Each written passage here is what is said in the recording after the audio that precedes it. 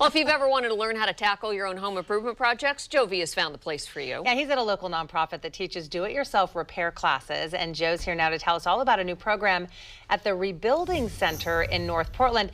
Joe, I know this is one of Kim Moss's favorite places. She spends a lot of time here during the remodel of her home.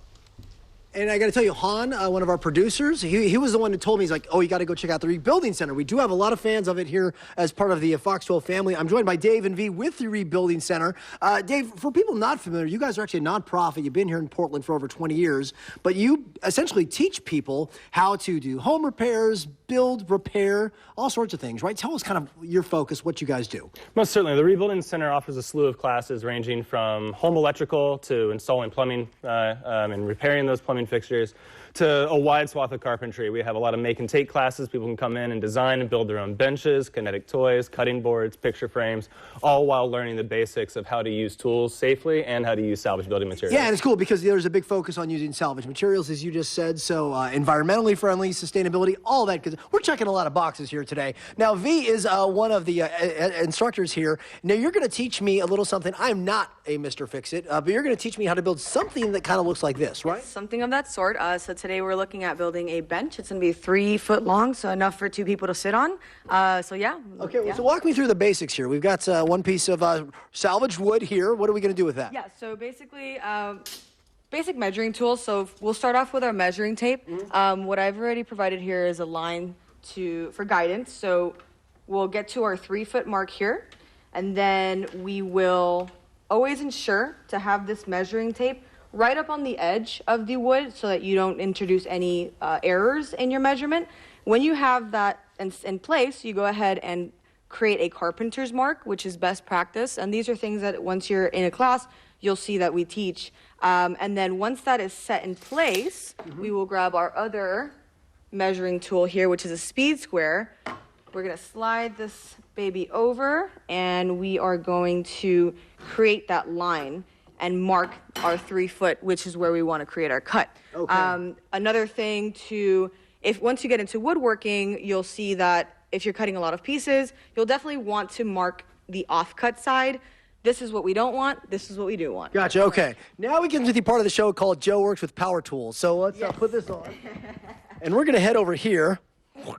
And obviously, safety is a big deal for you guys. A lot of folks haven't necessarily used these kind of tools here, so you go over all of that. You and I had a little talk about this before we went on camera about the safe way to operate this. But well, just so we know again, what are we working with here? Well, so to start with, as you can see, we both have our safety glasses on.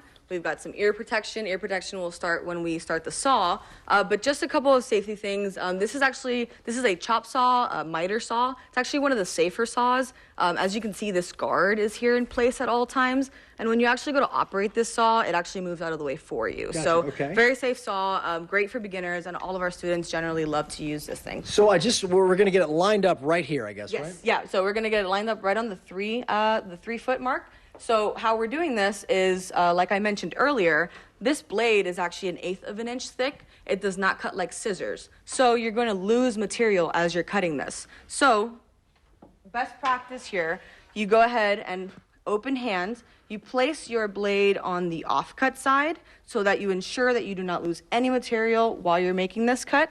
Once you have that in place, you are going to full hand on here on the left side. I don't know if y'all can see that. Full hand on the left side here, and just maintain a good grip, pushing it up against the fence, pushing it down against the table. When you actually go to operate the saw, the trigger is here. You're going to start the saw and ensure that you are cutting all the way through and out. Okay, well, can I hand this to you? Because we're almost out of time, and I want to make sure we do this. Let's do it. Yeah. Okay, it's like so. Yep. There we go.